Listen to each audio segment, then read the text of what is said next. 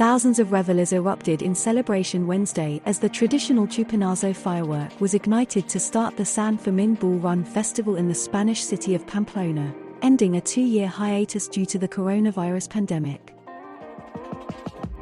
Rain did nothing to dampen the atmosphere as crowds, nearly all dressed in the traditional garb of white trousers and shirt with red sash and neckerchief, crammed the tiny town hall square for the noon event. After the firework exploded, the revelers continued spraying each other with red wine. The highlight of the 9-day festival is the early morning ensayos, or bull runs, starting on Thursday, when thousands of thrill-seekers scramble like mad to avoid 6 bulls as they charge along a winding, cobblestoned route to the city's bullring. Spectators watch from balconies and the wooden barricades set up to line the course.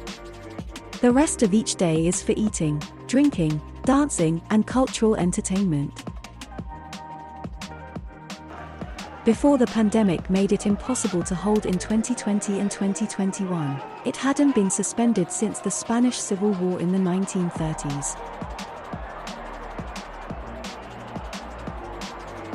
Number 2.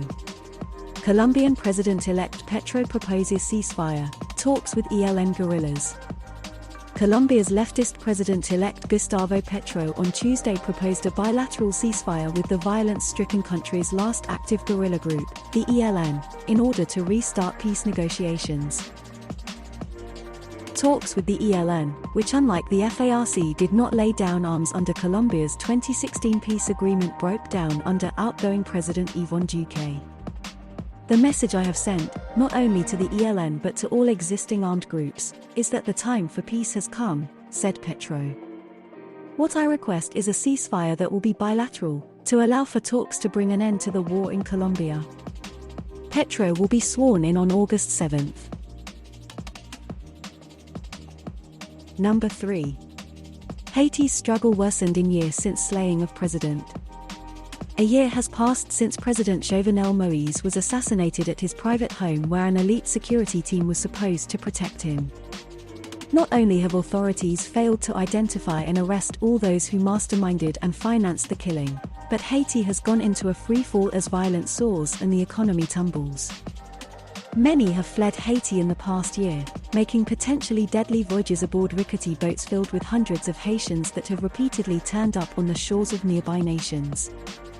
They chose to face that risk, rather than go hungry and fear for their lives, as do many people who have stayed behind.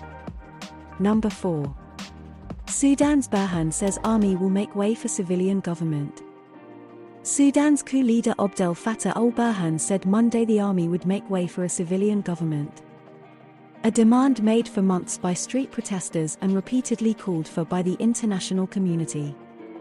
Burhan said the military would no longer participate in national talks facilitated by the UN and regional blocs, wanting instead to make room for political and revolutionary forces and other national factions to form a civilian government. His announcement came months after the October coup ousted civilians from a transitional administration, sparking widespread international condemnation and aid cuts to the impoverished Northeast African country, which has seen only rare interludes of civilian rule.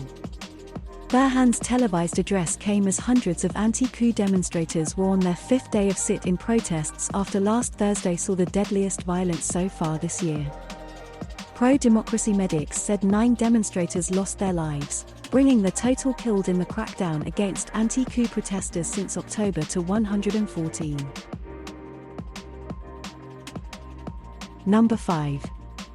UK's Boris Johnson to resign after losing party's support.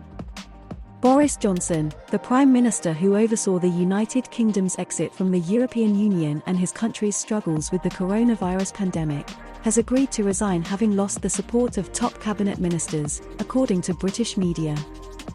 In recent days, the 58-year-old had faced a huge internal revolt in his Conservative Party for appointing a politician accused of sexual assault as an MP.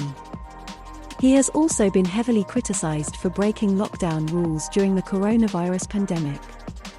Rishi Sunak and Sajid Javid, the Chancellor and the Health Minister, quit, citing the government's lack of integrity and competence. This set off a series of resignations, with several other top ministers either quitting or calling on Johnson to resign. British media said Johnson is expected to stay on as Prime Minister until autumn. Thank you for watching All That Happens.